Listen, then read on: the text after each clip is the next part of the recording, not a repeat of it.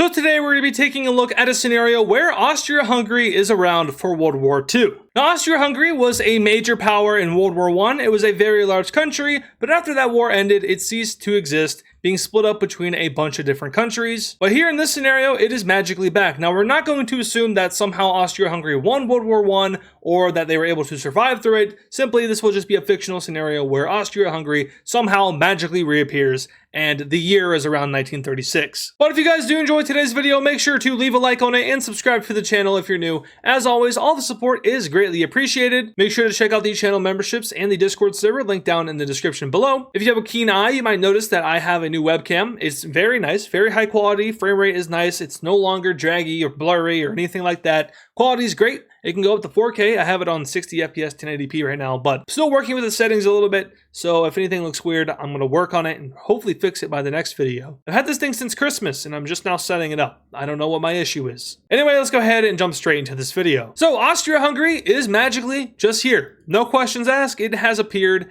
and now it has to find its way through Europe, and especially through Europe during World War II. It has taken a lot of land from a lot of countries, such as Poland, Romania, Yugoslavia has been split into two, and even has taken land from Italy, which will be pretty notable because Italy and Germany will be fighting on the same side in World War II. But the main thing we need to address at first is how exactly World War II starts with Austria not being here. Remember, there's a domino effect. Germany takes Austria, Germany takes the Sudetenland, Germany takes all of Czechoslovakia, Germany attacks Poland. We can't start World War II because Germany can't do the Anschluss, which means they're going to have to start somewhere else. So instead of going after Austria, they're going to be going after the Netherlands, who were actually neutral in World War I. The German military will quickly move into Dutch territory, and this is not much of a contest for Germany. Now, this will draw the attention of both the UK and France, who are anti-German, of course, anti-German aggression. This is their real first act of aggression, which means that they're going to have not really much of a leash at all. Germany will be able to invade another nation without any worries, and the first one down is going to be the Netherlands. So let's go ahead and take a look at this peace treaty, in which, you guessed it, Germany will completely annex all of the Netherlands. Also, for all of you that are,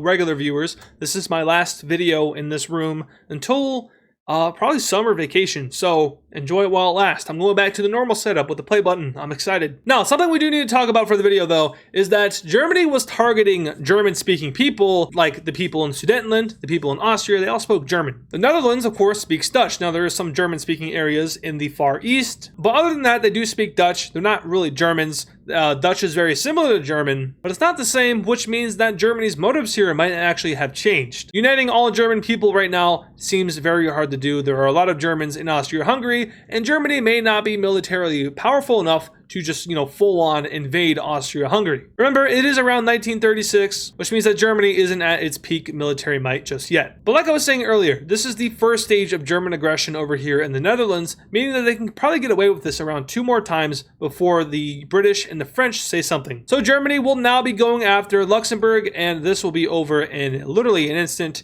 as Luxembourg is very tiny. And I'm not even too sure if there would be a motivation to invade Luxembourg. They do have a German-speaking population there, but it's an extremely small micro-state, and it has nothing to offer. They are doing a lot of military expansion around where the Allies are, and notably they have now militarized the Rhineland, which is a violation of the Treaty of Versailles, which means that both the British and the French are going to be on Germany even more. Now, of course, the Allies were very, very appeasement level at first. They allowed Austria to be annexed. They allowed the Sudetenland to be annexed. They turned an eye when the rest of Czechoslovakia got annexed. It wasn't until Poland was attacked that they stepped in. Even though Austria-Hungary is here, that hasn't changed. But the next nation that Germany goes after is Denmark. And it won't take them 6 hours. It'll take them 9 hours. That's right, Germany's military still isn't there yet, although Denmark isn't really much of a military power at this time at all. They'll go ahead and be able to take out the entire thing. The government will flee over to Iceland and Greenland, and I'm not too sure if the Germans would pursue them. For the sake of fun stuff, let's say that the Germans send their navy up to Iceland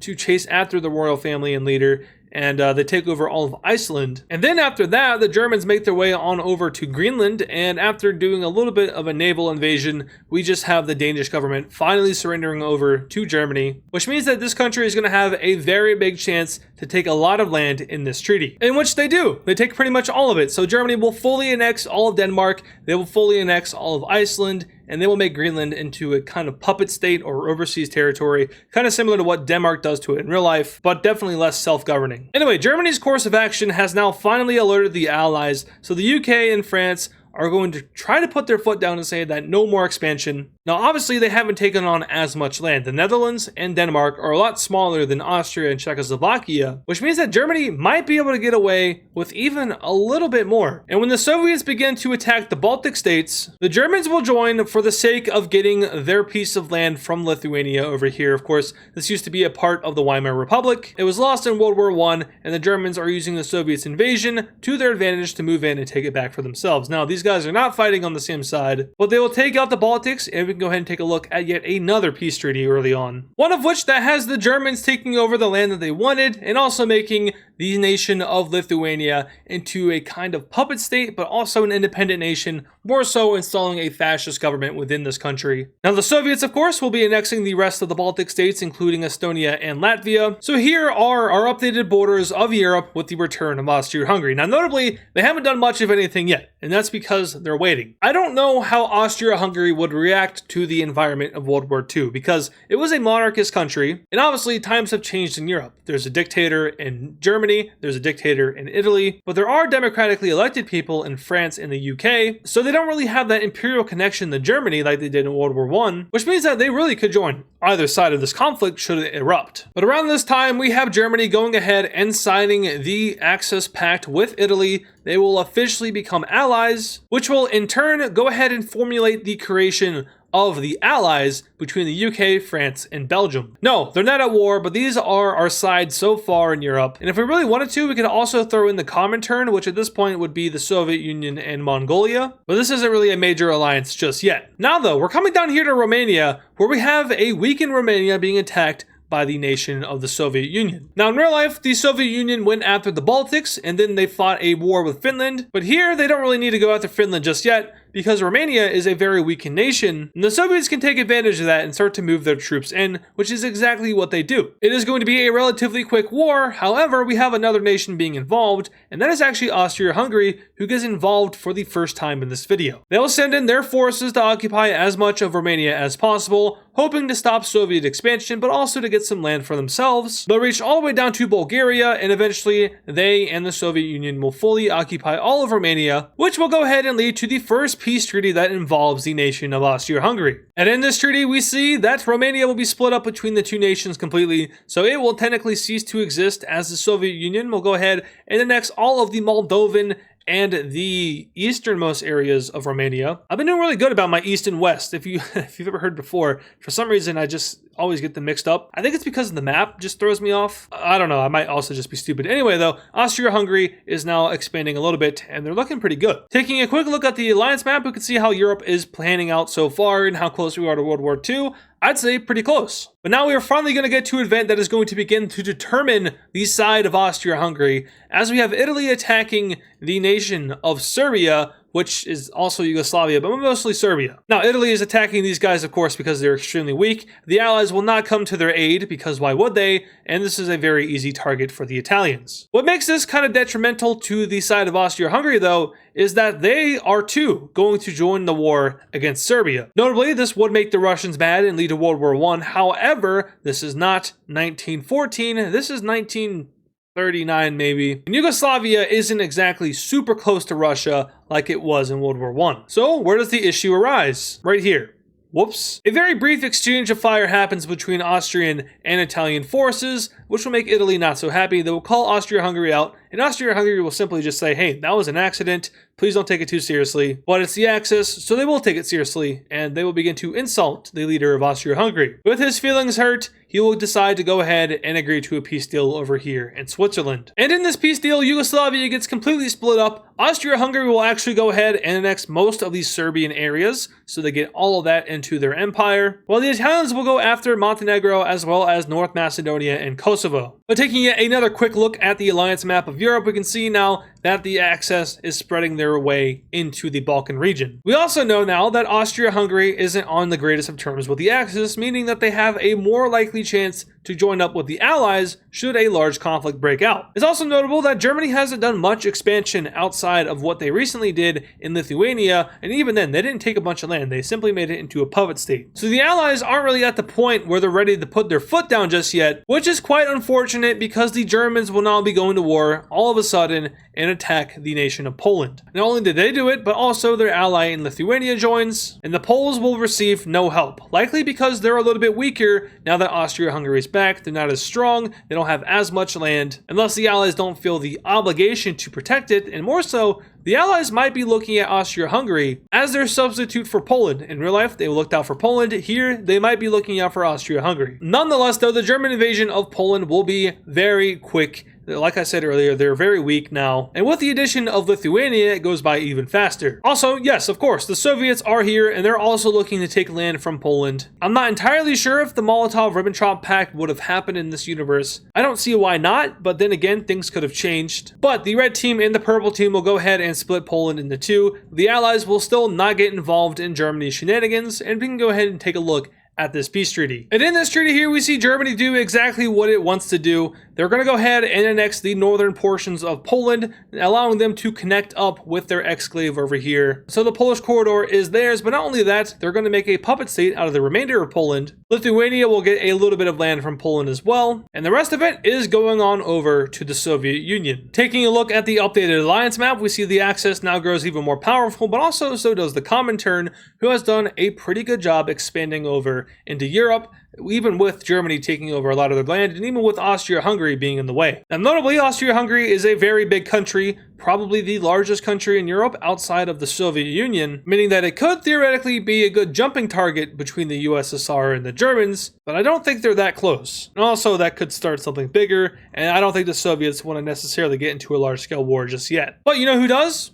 The Germans. They cannot get enough land, but this time it's going to come with some consequences as the Germans declare war on Austria-Hungary straight up. Not just the Germans though, their entire alliance gets involved in this war, which of course includes Lithuania, Poland, and Italy, and then also technically Iceland and Greenland. And this is a relatively large jumping, one that Austria-Hungary cannot win, and one that the Allies cannot allow for the red team to win. So the Allies will offer membership over to Austria-Hungary. They will very quickly join, and officially we have the start of World War II. Who would have thought that Austria-Hungary would have been the one that was involved in the start of World War II? I mean, obviously Germany declared it, but they only declared it because Austria-Hungary is here. But if they weren't here, they still would have declared it just on Poland. Yeah, okay, never mind. Still though, World War II is here, and it is a very large-scale conflict. And in a way, it kind of has echoes to World War I. Mostly being that it is a continental war, not really involving the Nordics. There's no reason to go up here. The Soviet Union is probably fighting Finland right now. Now, of course, Africa will be an entire front, which I'm not going to color in completely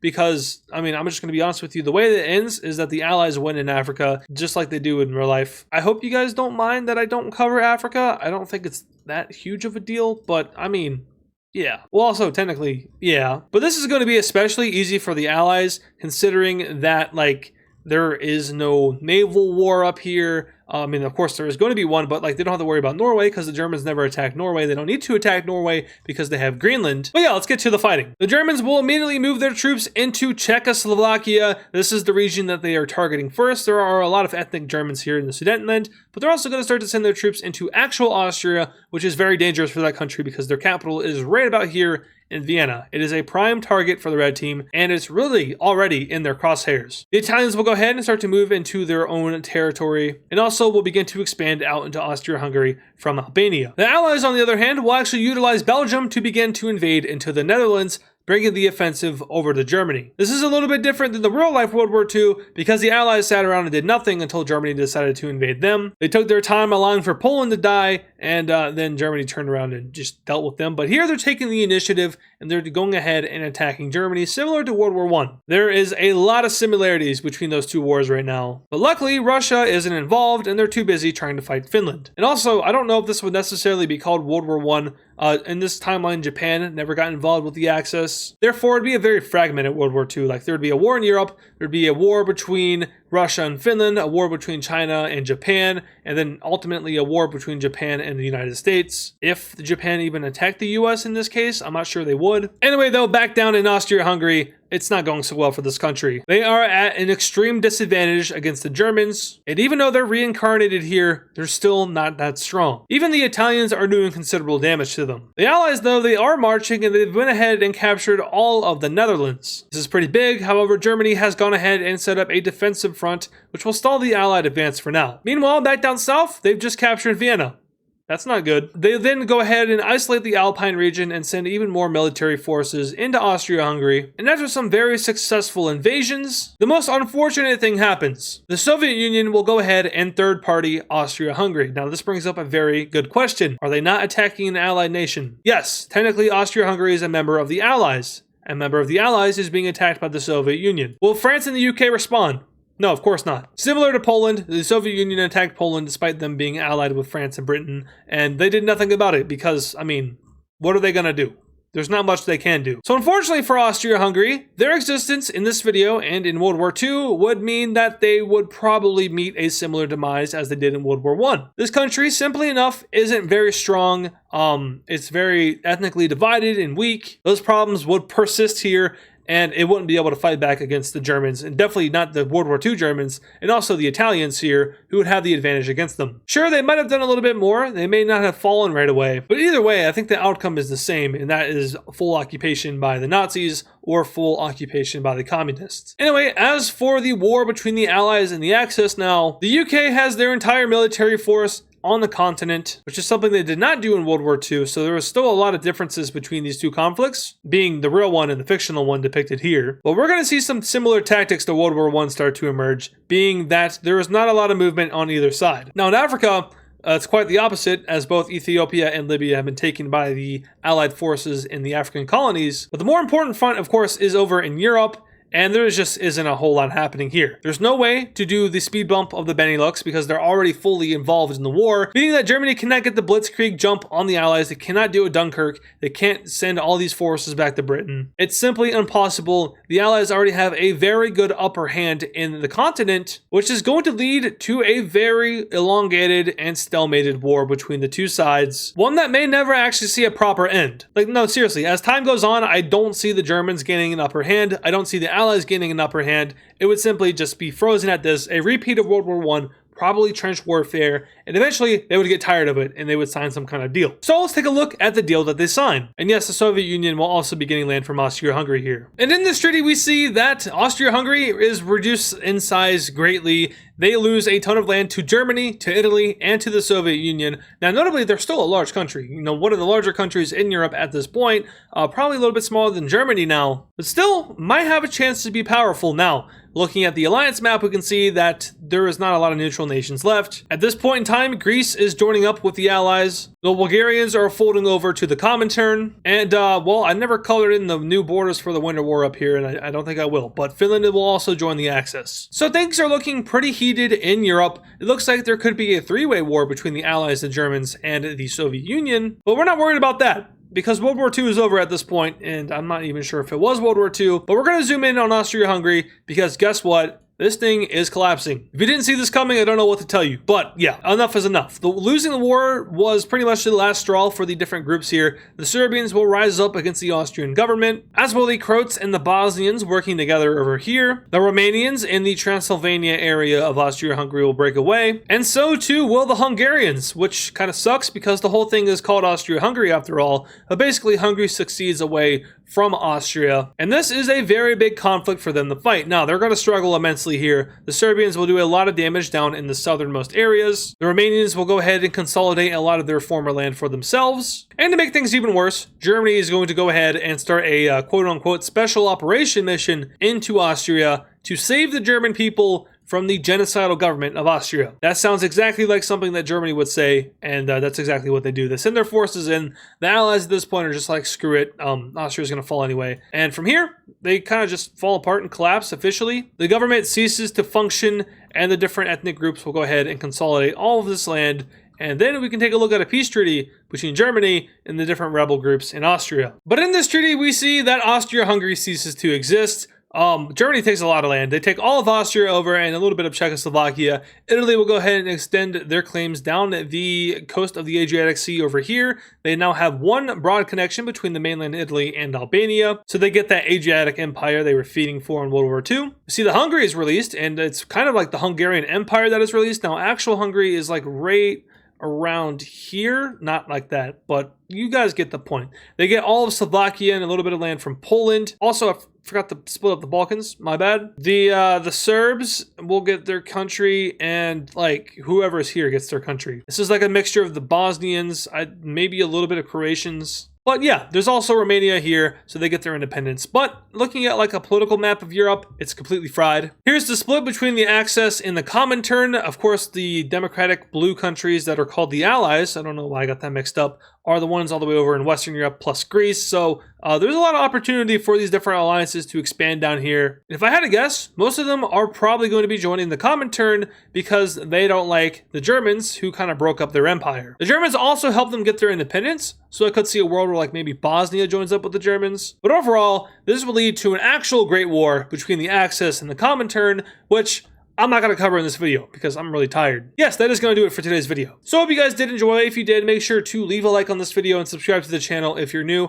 I feel extremely weird right now. I don't know what's exactly happening. I think I'm just kind of over recording and I just want to do other things. I got to work on the WW2 video. Really don't want to do that. I got to do homework. I'm super behind on that. I'm just behind. Don't got a lot of time. I got to pack everything up. I got to go home, back down to college on Sunday. There's a lot of things to do, and I'm sitting here at 3:15, 3:18 in the morning recording a YouTube video. But the cool thing is that the webcam looks good, so I'm happy about that. I'm at a point right now where I just don't know. I don't know what to record. Outside of WW2, of course, which takes up so much time. It's really my overall like mental health from working on all this stuff and all these timelines and just the classes. And when I'm not doing that, I'm doing nothing, which kind of sucks because I like to do things, and it's just right now, everything's really hectic, but it's going to be fixed soon because I'm going back down to college, and I'll get my routine back, and everything should be fixed. I don't know why I feel overloaded, but I do, and maybe that's why this video was kind of boring. I'm not sure, but also, before I hit record on this one, I was doing a different video that I just gave up halfway through because I lost motivation to do it. Weird things are happening right now, but I'm just going to go, I'm going to take a break, I'm going to work on the WW2 stuff, and I'll probably have to do the homework tomorrow. But yeah, if you guys did enjoy today's video, like I said, make sure to show some support. Check out the channel memberships. Check out the Discord server, link down in the description below. Thank you all so much for the support. Thank you for watching, and I'll see you all in the next video. And of course, thank you to all our super fans. God, this includes Police Wojak, Boyson Hayes, Mr. Sabotage, Holly W, Gil Martinez, Lizo, Upgraded Bro, Captain Rex, Stuff, The Quiet Observer, CBB Jr., Vista, Truno Apex, Xlendy, Terminator, Cooper FN, Chaco Fur, Agisto, CTG on YT, Echeron, Other Coda, Shifty Mapping, H3C, J5W, W4M, Jazzy Jerboa, Nevada Garbage Truck, I Have History Official, Ozgeo, A Norwegian, Zaylance, DJ Big Goose, Laser Taze, Pablo Sigma Cat, and Hammer Toad 45. Once again, thank you guys.